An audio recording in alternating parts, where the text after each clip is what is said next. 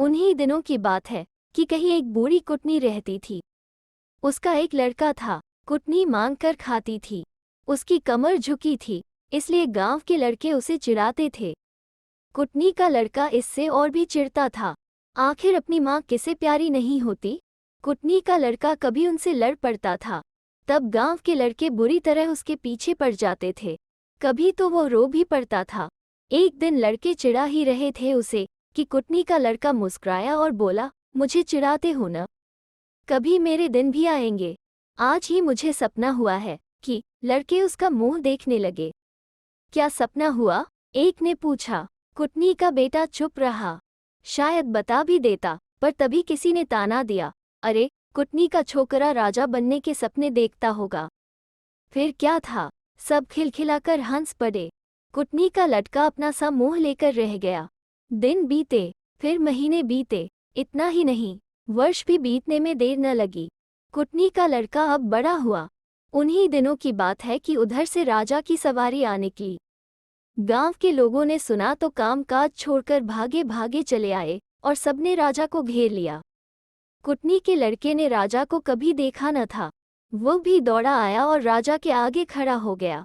बहुत देर तक वो राजा को टकटकी लगाकर देखता रहा, फिर उसका ध्यान राजकुमारी पर गया।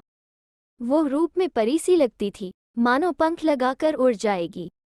उसके गालों में बुरांस के फूल थे और जवानी पानी के ताल की तरह भरी हुई थी।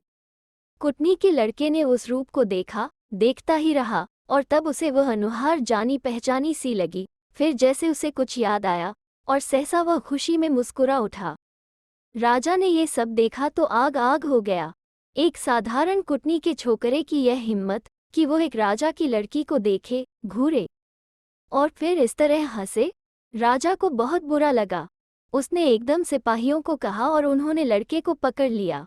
कुटनी को किसी ने आकर बताया तो वो राजा के पांवों में पड़कर रोई, गिड़गिड़ाई, पर कुछ न हुआ।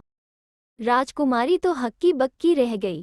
उसने एक बार राजा को कुछ कहना चाहा, पर उसे साहस न हो सका। सारथी ने रथ वापस मोड़ा। राजा राजभवन में आया। लड़के को एक अंधेरी कोठरी में डाल दिया गया।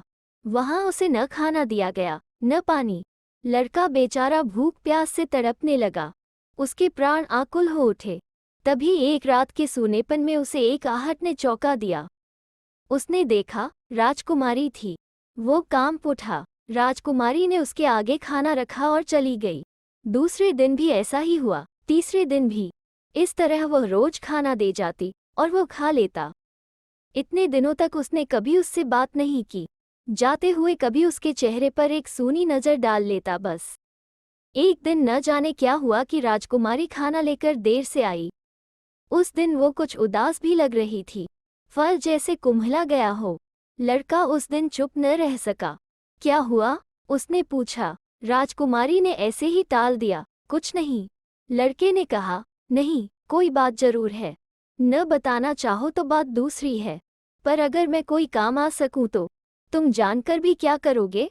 राजकुमारी ने कहना चाहा, पर फिर बोली, ये हमारे राज की लाज का सवाल है।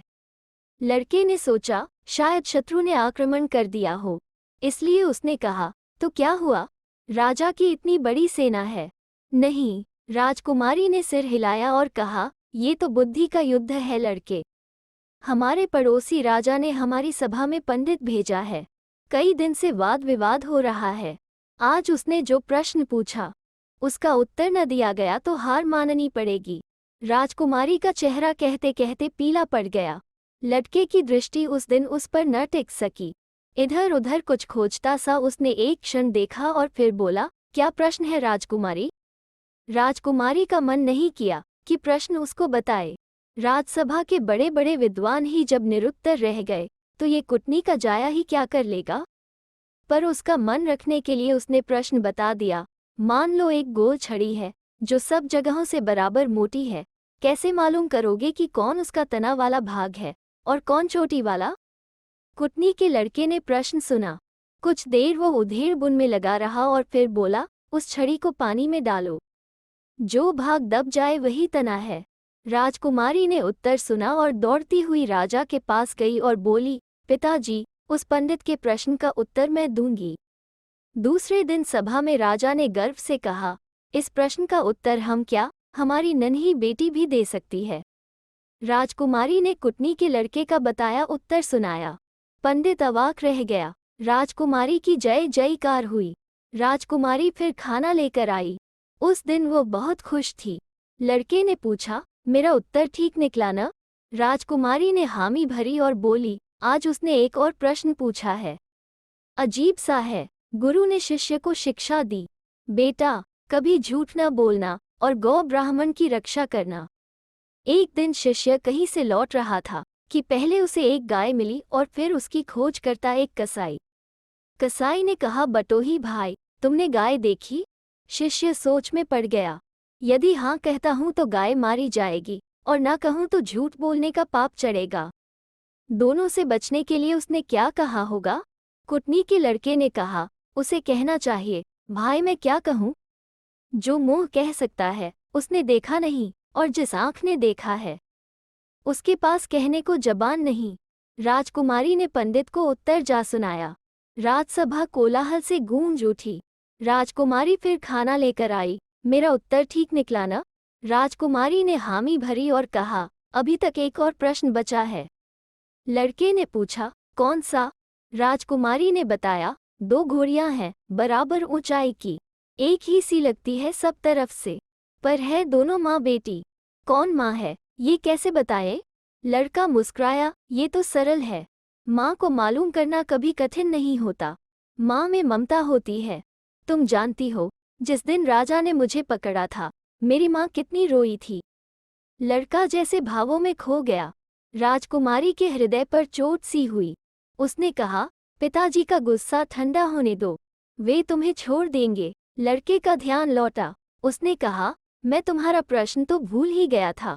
हाँ, उन दोनों घोड़ियों को धूप में बांध दो, फिर पानी पीने के लिए खोल दो।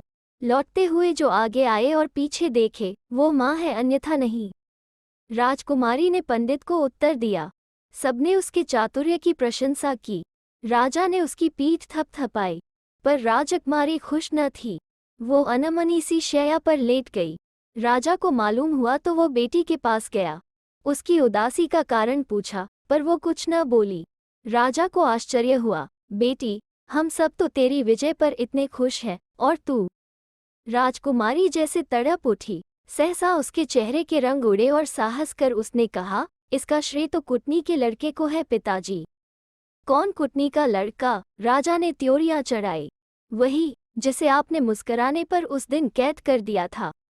राजकुमारी ने जवाब दिया और सारी बात कह सुनाई। राजा ने कुटनी के लड़के को बुलाया।